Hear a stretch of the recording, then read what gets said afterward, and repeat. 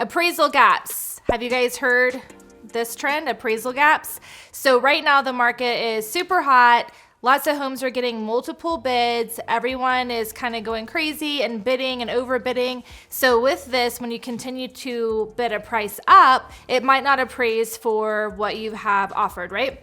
And the reason being is the market really just hasn't caught up to this yet. I don't think that houses are not worth what people are paying, even though they're paying over appraised value.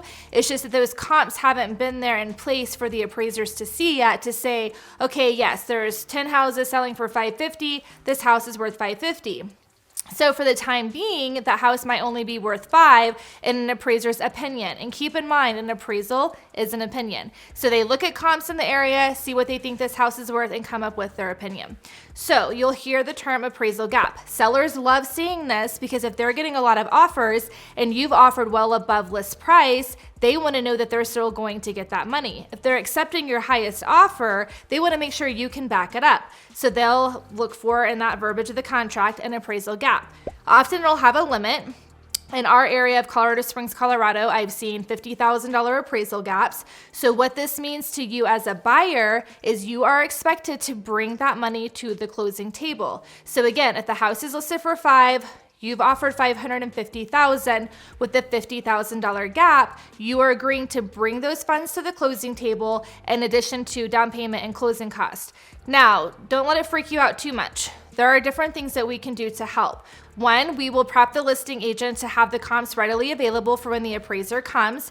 Two, we can structure the loan differently. Maybe you were planning on putting down 20%, but with the appraisal gap, you only want to put down 10. We can show you those options. Yes, 10% could have what we call private mortgage insurance, but in this market with an average appreciation of 16%, that's going to fall off quickly. So there's different ways that we can structure this, so don't let that scare you if you have the money available. Now, the misconception is sometimes people don't realize they have to have the money available. So if you're offering an appraisal gap, make sure you have those funds readily available to bring to the closing table.